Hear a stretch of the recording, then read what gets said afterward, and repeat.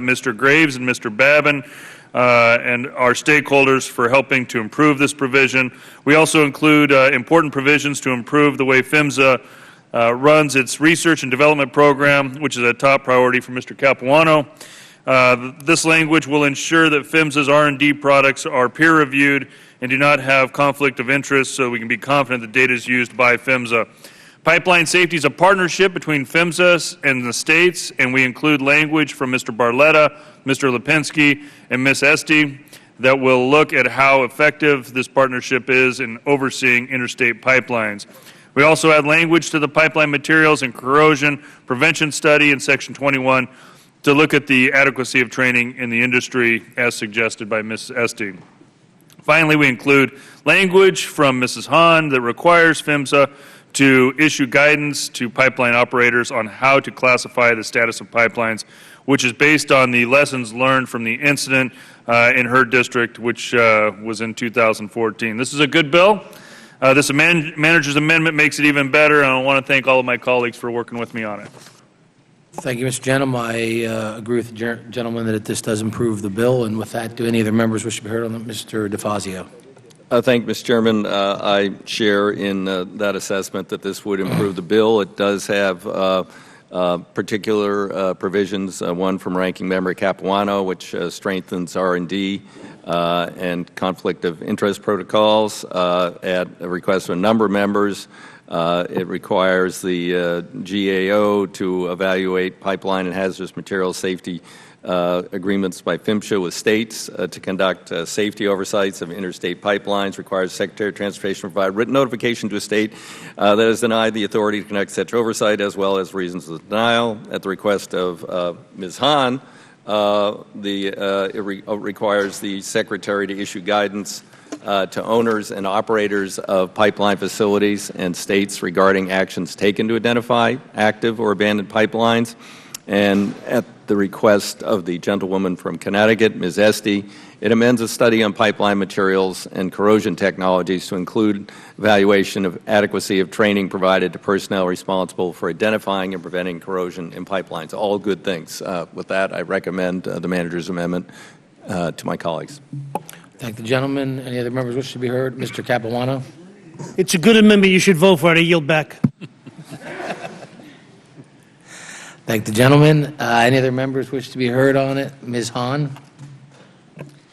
Thank you, Chairman Schuster, and thank you to my colleagues, Mr. Denham, Mr. DeFazio, Mr. Capuano, and the staff for working with me on this.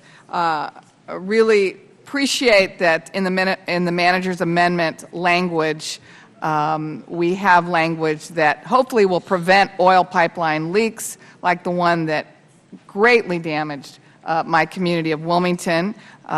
Wilmington in California sits on top of one of the largest oil fields in the nation and a complex system of pipelines. And because of this, that community is faced with a heightened threat of pipeline leaking or exploding.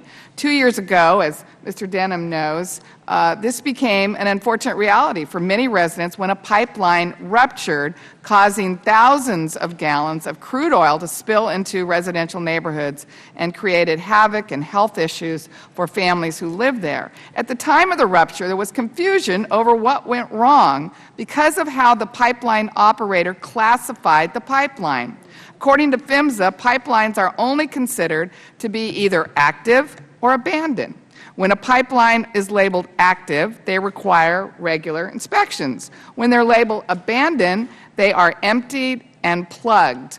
However, Phillips 66 had classified this pipeline as idle, one of the many terms used by the industry in order to avoid the official process of labeling pipelines as abandoned, which caused it to fall into a regulatory loophole that allowed it to go uninspected.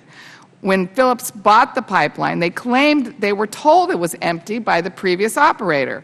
Phillips told the state of California and PHMSA that it was empty. And in 15 years of ownership, this idle pipeline was never inspected. No one verified that the pipeline was empty, and in fact, the pipeline wasn't empty. It had a few thousand gallons of oil, which corroded the interior of the pipe over more than a decade. This was an overall system failure.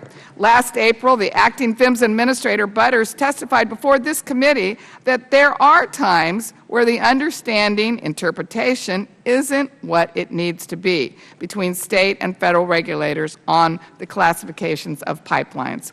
So my provision, and thank you for including it in the manager's amendment, would prevent further misunderstandings by requiring PHMSA to provide state regulators, pipeline operators, and owners clear definitions of what active and abandoned pipelines are and formal guidance as to how to change their status in order to comply with federal regulations.